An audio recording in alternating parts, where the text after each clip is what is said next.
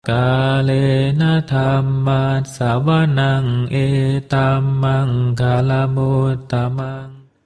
Kali ini saya akan membacakan sebuah e-book terbitan Ehipassiko, yaitu Kelahiran Ulang. Percayakah Anda? Hanya sedikit orang yang berusaha untuk membuktikan kebenaran fenomena kelahiran ulang dan proses terjadinya. Siapapun yang ingin mengetahui apakah kelahiran ulang harus mempelajari dan menyelidiki topik ini seperti halnya mempelajari pengetahuan lainnya.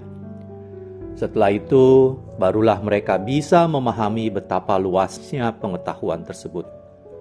Banyak orang enggan menerima doktrin kelahiran ulang karena mereka tidak mampu memahaminya atau karena mereka tidak mampu mengingat kelahiran mereka sebelumnya. Ini bukan alasan yang masuk akal. Kelahiran ulang adalah suatu proses yang tidak dapat diamati dengan indera atau peralatan ilmiah. Namun demikian, bukan berarti kelahiran ulang itu tidak ada.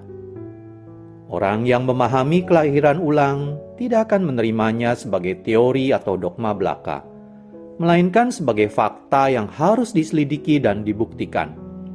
Sudah banyak diperoleh petunjuk-petunjuk yang cocok dengan doktrin kelahiran ulang. Buku ini ditulis untuk menyajikan beberapa jalur penyelidikan yang dapat membuktikan bahwa kelahiran ulang itu memang nyata. Judul buku, Kelahiran Ulang, Percayakah Anda? Judul asal, Do You Believe in Rebirth? Penulis, Sri Dhammananda. Penerjemah, Handaka Wijananda.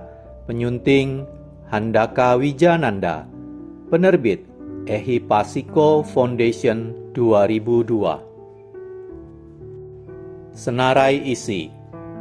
Penulis, pengantar penerjemah, pendahuluan, petunjuk sejarah, kepercayaan akan satu kehidupan, Sabda Buddha, kekuatan batin mengingat masa lampau, cara mengingat kembali masa lampau, penelitian batin, spiritualisme, hipnosis, suatu teknik penyelidikan kelahiran ulang. Mengapa tak adil? Karma dan kelahiran ulang, pencapaian pribadi dan kepribadian, anak ajaib, mengingat masa lampau, memahami ajaran anatta, manusia, suatu proses batin badan, kelahiran ulang tanpa jiwa, sangsara, roda kehidupan, proses kelahiran ulang, paticca samuppada, kondisi kelahiran sebagai manusia, kondisi kelahiran ulang, niyama, cara kelahiran dan cara kematian. Apa yang terjadi ketika orang mati? Pikiran menjelang ajal.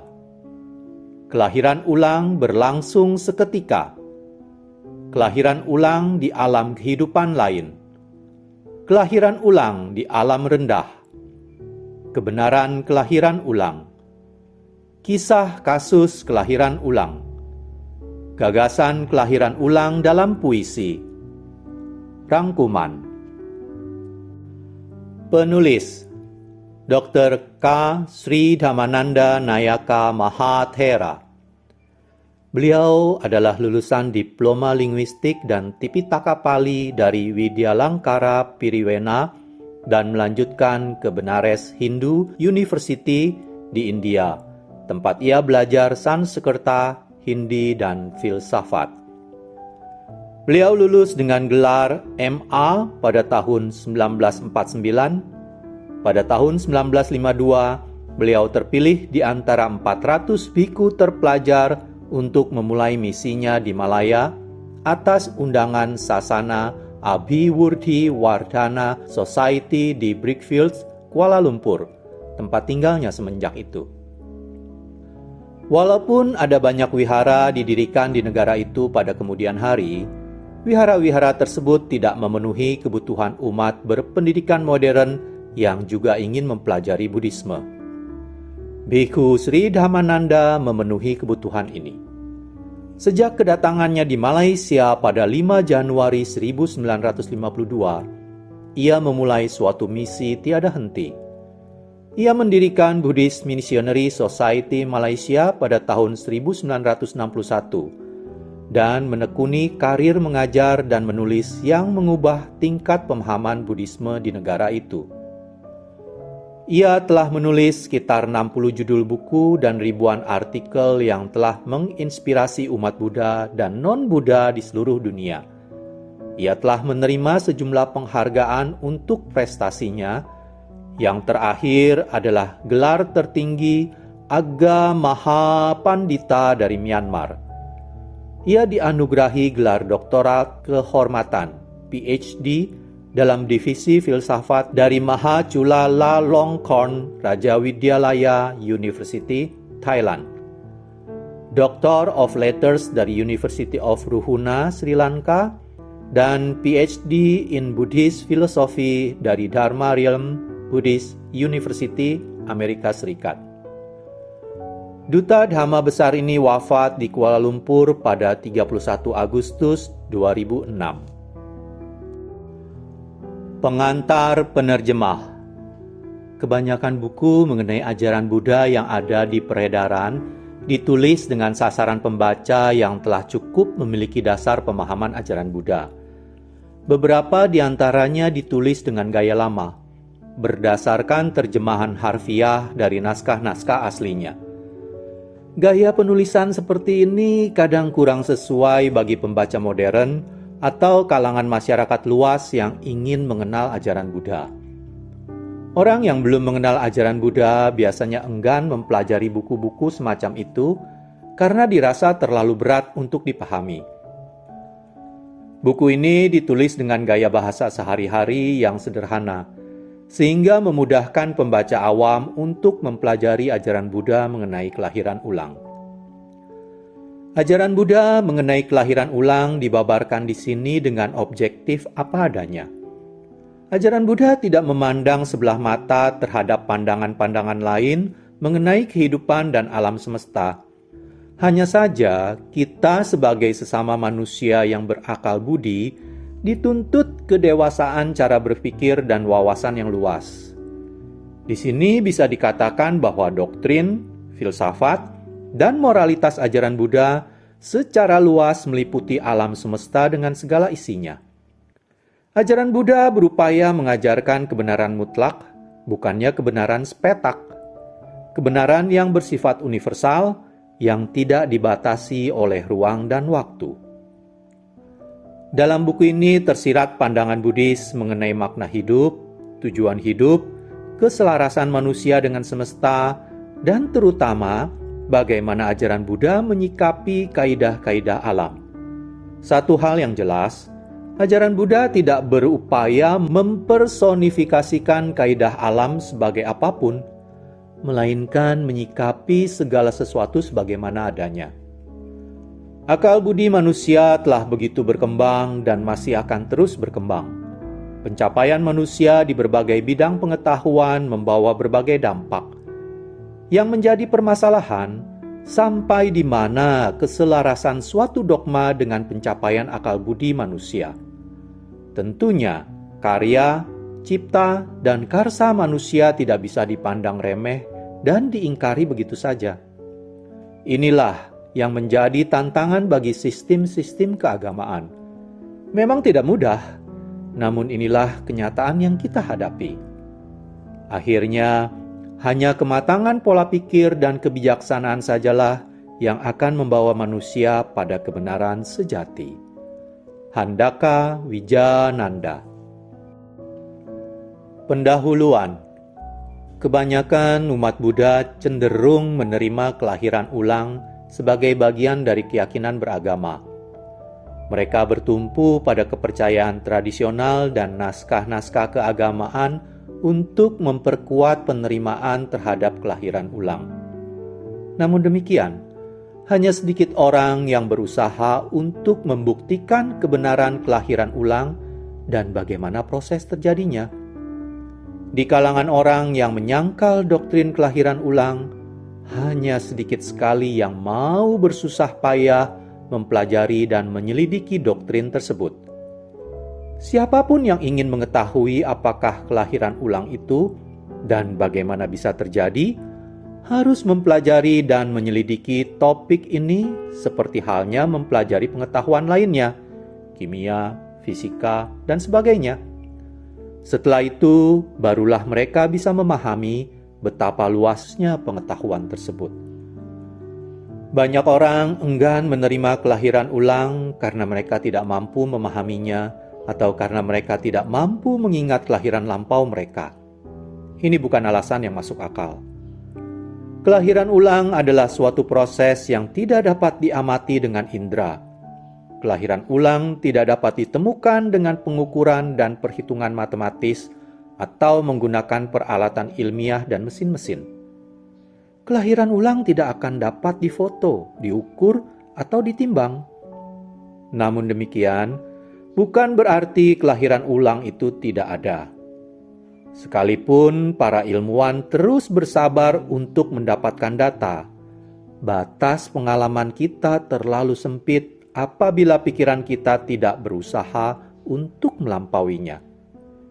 Gagasan manusia sesungguhnya amat lemah. Manusia modern telah sampai pada kesimpulan bahwa ada begitu banyak hal di alam semesta yang tidak dapat diamati dengan indera biasa, sekalipun dengan peralatan ilmiah. Bagi yang ingin mengetahui masalah kelahiran ulang seutuhnya, terlebih dahulu harus membuang kotoran dan emosi jauh-jauh dari batin. Jika batin telah murni sepenuhnya, barulah batin dapat dipusatkan melalui kekuatan batin untuk melacak balik kelahiran-kelahiran sebelumnya.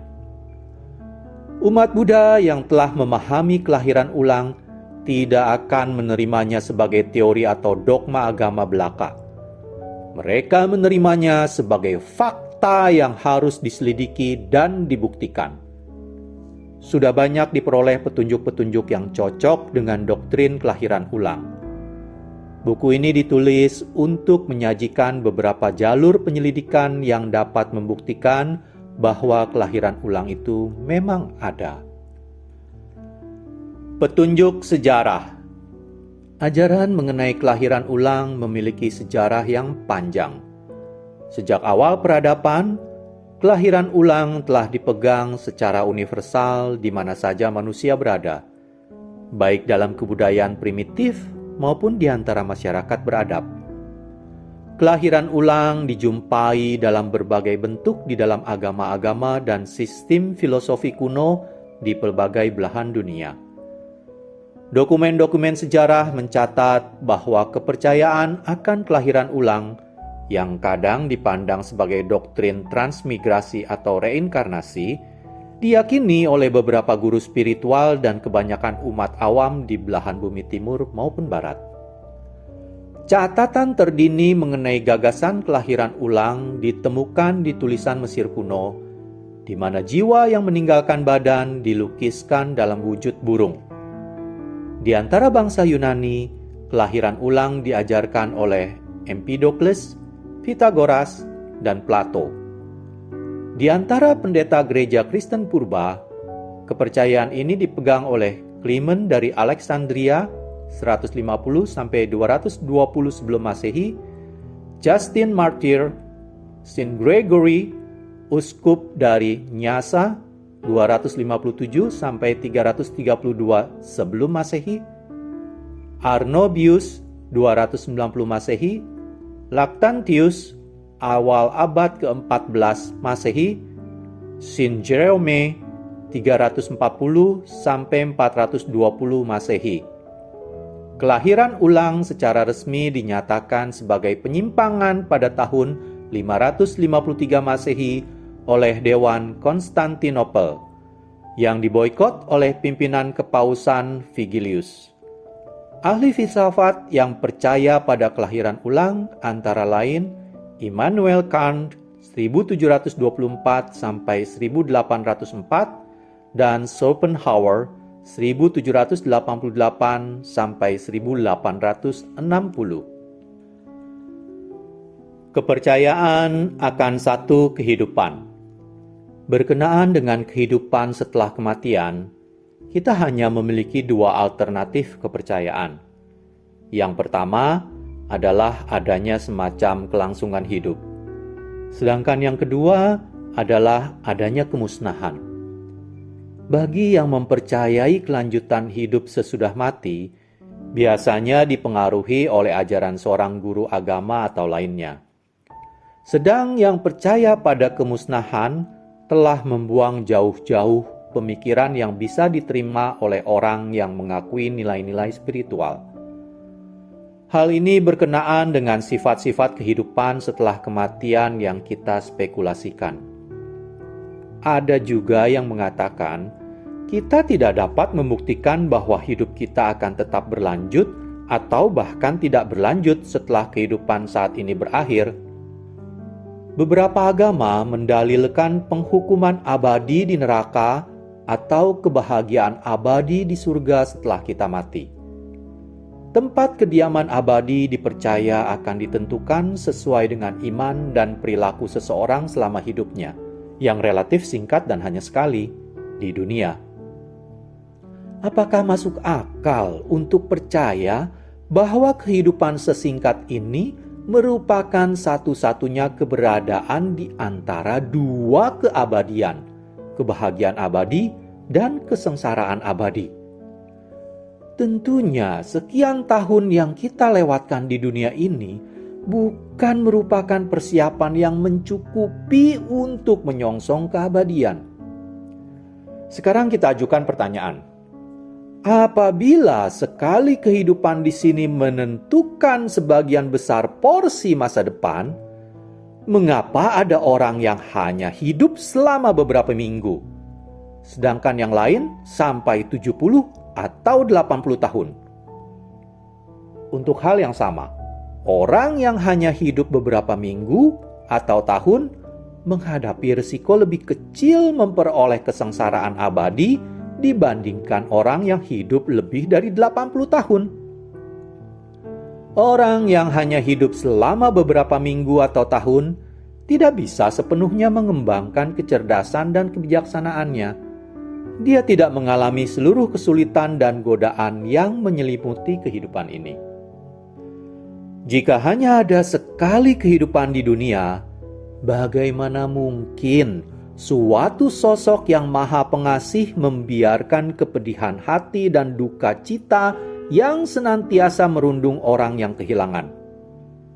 Lebih jauh, di manakah keadilan dan kemurahan hati sosok tersebut yang membiarkan seseorang hidup hanya beberapa saat dan yang lain hidup cukup lama, kemudian mencampakkan seseorang ke dalam kesengsaraan abadi atau membawanya ke dalam kebahagiaan abadi, tergantung dari baik buruknya seseorang dalam hidup yang dalam tanda kutip cuma sekali ini? Dengan kata lain, masuk akalkah untuk menerima bahwa seluruh nasib kita dalam keabadian ditentukan oleh perilaku kita di dunia ini? Tak peduli seberapa singkatnya atau seberapa kejamnya satu kali kehidupan ini. Sabda Buddha. Buddha adalah ahli terbesar dalam hal kelahiran ulang. Pada malam agung pencerahannya, dalam pengamatan pertama, Buddha mengembangkan pengetahuan menyadari masa lampau yang memungkinkannya mengingat berbagai kehidupan lampaunya. Aku ingat, kata Buddha, berbagai peristiwa dalam kehidupan lampauku. Satu kehidupan, dua kehidupan, kemudian tiga kehidupan, 4, 5, 10, 20, lebih dari 50 kehidupan, sampai 100, 1000, ratusan ribu, dan seterusnya. Pada pengamatan kedua, Buddha dengan wawasan cerahnya menyaksikan makhluk-makhluk hilang dari satu tahap keberadaan dan muncul kembali dalam keberadaan yang lain. Beliau mengatakan, yang hina dan yang mulia, yang rupawan dan yang buruk, yang bahagia dan yang merana, berlalu sesuai dengan perbuatan mereka. Ini adalah ungkapan paling awal dari Buddha sehubungan dengan pertanyaan tentang kelahiran ulang. Acuan ini secara meyakinkan membuktikan bahwa Buddha tidak meminjam kebenaran kelahiran ulang dari sumber-sumber lain yang telah ada. Tetapi beliau berbicara berdasarkan pengetahuan pribadi, pengetahuan luar biasa yang dikembangkan oleh diri sendiri dan yang juga dapat dikembangkan oleh orang lain. Dalam seruan sukacita atau udana, Buddha bersabda, "Melalui banyak kelahiran aku mengembara, mencari pembuat rumah ini. Sungguh menderita, terlahir dan terlahir lagi." Dalam khotbah pertamanya, Dhammacakkappavattana Sutta, Buddha mengulas kebenaran mulia kedua. Nafsulah yang menuntun pada kelahiran ulang. Buddha mengakhiri khotbah ini dengan mengatakan, "Inilah kelahiranku yang terakhir. Sekarang tiada lagi kelahiran berikutnya." Dalam Majjhima Nikaya diceritakan bahwa Buddha, karena kewelasannya terhadap semua makhluk, menyelidiki dunia dengan mata Buddhanya sebelum memutuskan untuk mengajarkan Dhamma. Saat itu beliau melihat ada makhluk-makhluk yang diliputi kesalahan dan ketakutan, dan bagaimana pengaruhnya bagi kehidupan mendatang. Dalam beberapa khotbahnya, Buddha dengan jelas menyatakan bahwa makhluk yang telah melakukan kejahatan akan terlahir dalam keadaan yang menyedihkan setelah kematiannya, dan makhluk yang telah melakukan kebajikan akan terlahir dalam keadaan yang penuh kebahagiaan. Rujukan lain mengenai kehidupan lampau Buddha juga ditemukan di Tipitaka, antara lain dimuat dalam kisah Jataka yang mengisahkan beberapa kehidupan silam Buddha. Dalam Mahaparinibbana Sutta diceritakan rujukan langsung yang tidak umum mengenai orang yang telah meninggal. Bhikkhu Ananda ingin mengetahui langsung dari Buddha mengenai keadaan mendatang dari beberapa orang yang telah meninggal di desa-desa tertentu. Dengan seksama Buddha menggambarkan keadaan mereka. Kejadian-kejadian di atas dapat ditemukan dengan mudah dalam Tipitaka yang menunjukkan bahwa Buddha sudah menguraikan doktrin kelahiran ulang sebagai suatu kebenaran yang dapat dibuktikan. Mengikuti petunjuk Buddha, para siswanya juga mengembangkan pengetahuan kesadaran balik, dan meskipun terbatas, mampu menelusur sejumlah besar kehidupan lampau mereka. Kemampuan Buddha dalam hal ini tidaklah terbatas. Jadi, melalui pengetahuannya sendiri serta pandangan dan pengalaman langsung, Buddha menyatakan kebenaran kelahiran ulang. Kekuatan batin mengingat masa lampau. Umat Buddha umumnya menyadari bahwa meditator tingkat lanjut mampu mencapai kekuatan batin dengan menjalani pengheningan batin sampai tataran jhana keempat. Salah satu kekuatan batin yang dicapai adalah kemampuan mengingat masa lampau. Kemampuan ini dicapai dengan memasuki ingatan yang berada di batin bawah sadar. Kebanyakan orang tidak mengembangkan kemurnian dan keheningannya sampai tataran lanjut untuk mencapai kemampuan tersebut. Karena hanya segelintir orang yang mengerahkan kemampuannya dan telah mencapai tataran kematangan batin yang begitu tinggi, maka sebagian besar orang hanya mengandalkan kesaksian orang-orang tersebut, seperti halnya orang yang belum pernah bepergian ke luar negeri hanya bisa meyakini pernyataan orang yang pernah pergi ke negeri asing itu. Meskipun demikian, tetap menjadi kenyataan bahwa salah satu kekuatan pikiran manusia adalah kemampuan untuk mengingat kembali masa lampaunya. Orang yang telah mengembangkan kekuatan ini dapat membuktikan langsung doktrin kelahiran ulang. Orang tersebut mampu menyelami kehidupan lampaunya, seperti halnya seseorang dapat mengingat peristiwa kemarin hari dalam kehidupannya saat ini. Cara mengingat kembali masa lampau. Seorang penulis ilmiah dan ajaran Buddha, Tan yang ternama, mengajukan suatu penjelasan bagaimana orang bisa mengingat kembali masa lampaunya. Teori ingatannya didasarkan pada asas kekekalan kesadaran sebagai berikut. Ahli psikologi atau ilmu jiwa yang mempelajari daya ingat pikiran manusia memperkirakan bahwa ingatan tersimpan dalam molekul-molekul protein sel otak. Di lain pihak, ahli fisiologi atau ilmu hayat yang mempelajari susunan tubuh manusia dengan radioisotop menemukan bahwa dalam 1 tahun nyaris 98% sel tubuh mengalami perubahan dan molekul protein sel otak nyaris seluruhnya mengalami metabolisme dalam 1-2 hari. Akan tetapi, daya ingat dipertahankan untuk memantulkan ulang kesan-kesan selama puluhan tahun silam. Bila digunakan metode hipnosis, ingatan bisa kembali dalam kejadian-kejadian pada masa lampau dan kehidupan sebelumnya. Timbul pertanyaan, dengan cara apa molekul protein memindahkan ingatan kepada makhluk yang baru lahir, sementara mereka lenyap dari kehidupan? Beberapa ilmuwan mengajukan jawaban melalui perpindahan impuls-impuls listrik. Jika demikian, kesimpulan berikut ini tak terhindarkan. Apabila ingatan dapat disimpan dalam energi listrik, apakah tidak mungkin kesadaran yang menghasilkan ingatan dan hayalan juga tersimpan dalam ruang yang penuh dengan energi listrik? Apabila asas kekekalan kesadaran terbukti benar, hal ini menawarkan penjelasan teoritis mengenai kelahiran ulang.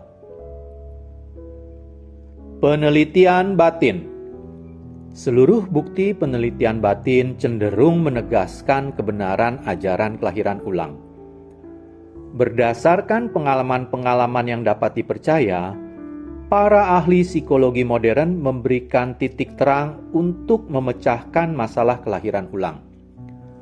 Pengalaman tersebut meliputi fenomena seperti hantu, komunikasi dengan makhluk halus, kepribadian ganda, dan sebagainya. Fenomena kepribadian ganda telah dijelaskan sebagai sisa-sisa kepribadian masa lampau atau dalam tanda kutip dikuasai makhluk halus. Penjelasan pertama tampak lebih beralasan, walaupun alasan kedua tidak dapat diabaikan begitu saja. Betapa seringnya kita berjumpa dengan orang yang belum pernah kita temui sebelumnya, tetapi secara naluriah terasa sudah tidak asing lagi bagi kita. Betapa sering kita mengunjungi suatu tempat dan secara naluriah terkesan bahwa kita betul-betul mengenali lingkungan sekitarnya. Spiritualisme. Banyak ahli spiritual barat yang telah menerima kelahiran ulang sebagai suatu fakta karena merupakan satu-satunya penjelasan yang sahih terhadap hal-hal tertentu yang ternyata tidak sesuai dengan konsep ahli spiritual lain. Sekedar contoh, kita ketahui bahwa dengan perantaraan ahli spiritual adalah memungkinkan berhubungan dengan orang-orang tertentu yang sudah mati. Sementara dengan orang lain ternyata tidak bisa. Hal ini selalu menjadi kesulitan besar bagi para ahli spiritual. Namun ajaran Buddha menjawab dengan sederhana. Tidak semua makhluk lahir ulang di alam spiritual. Lebih jauh lagi, beberapa alam kehidupan ini terlampau jauh dari alam manusia untuk dijangkau oleh para perantara atau cenayang pada umumnya. Hipnosis, suatu teknik penyelidikan kelahiran ulang. Teknik penyelidikan dengan kekuatan batin membutuhkan waktu yang relatif lama dan harus dalam tataran kemurnian batin yang tinggi. Metode hipnosis tampaknya menawarkan jalan pintas untuk membebaskan sejumlah ingatan kehidupan lampau yang masih terpendam. Tentu saja dengan teknik ini akan jauh lebih mudah untuk menggali pikiran yang berdiam laten dalam batin bawah sadar.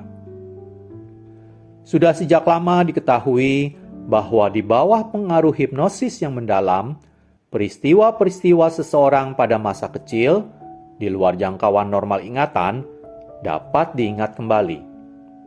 Metode ini kebanyakan digunakan untuk menyembuhkan penyakit kejiwaan.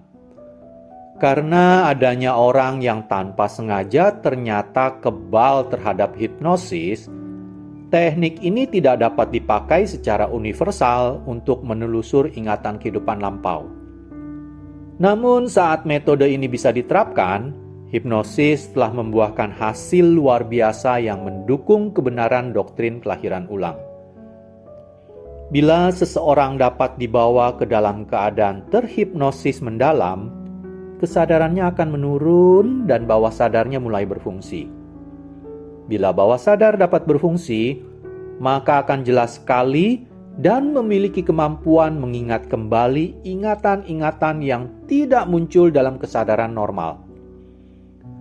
Dalam keadaan ini, ingatan seseorang dapat mundur kembali pada kejadian di masa kanak-kanak, masa pertumbuhan, atau masa sebelum kelahiran yang mana dia telah memasuki ingatan yang terkubur lama dalam batin bawah sadar. Dalam tahap ini disebut sebagai hiperamnesia.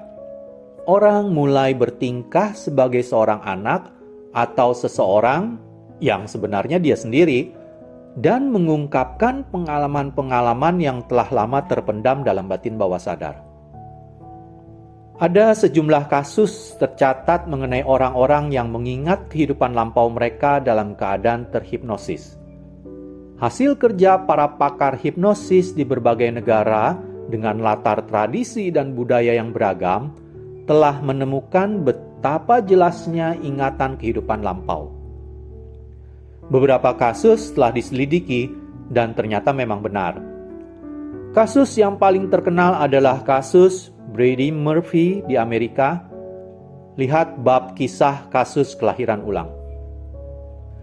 Para dokter jiwa yang bekerja dengan hipnosis dan teknik lainnya masih enggan menerima penuh doktrin kelahiran ulang. Akan tetapi, seorang dokter jiwa, Dr. Alexander Cannon, dalam bukunya The Power Within mengajukan kesimpulan berikut. Selama bertahun-tahun, teori kelahiran ulang menjadi mimpi buruk bagi saya. Dan saya berjuang sekuat tenaga untuk membuktikannya. Bahkan sampai berdebat dengan orang yang saya hipnosis bahwa mereka bicara omong kosong. Tahun demi tahun berlalu, dan satu demi satu klien menceritakan pada saya kisah-kisah yang sejenis, meskipun berasal dari beragam kepercayaan. Hingga kini lebih dari 1000 kasus telah diselidiki, dan kini saya telah mengakui adanya kelahiran ulang. Beberapa buku yang mengungkapkan ingatan kehidupan lampau yang digali dengan pendekatan hipnosis antara lain: 1. The Successive Lives oleh Carl Albert de Rochas. 2. The Three Lives of Naomi Henry oleh Henry Blitter. 3. Who Was Anne Orkedan oleh Arnold Bloxham. 4. Exploration of a Hypnotist oleh Dr. Jonathan Rodney. 5. The Search for Brady Murphy oleh Maury Berenstein. 6. 20 Cases Suggestive of Reincarnation oleh Dr. Ian Stevenson. 7. The Power Within oleh Dr. Alexander Cannon. Kita akhiri dulu part 1 ini dalam pembacaan e-book Kelahiran Ulang, Percayakah Anda? Pada part 2 nanti kita akan mulai dengan pembahasan Mengapa Tak Adil? Terima kasih. Kalena dhammat savanang etammang kalamuttamang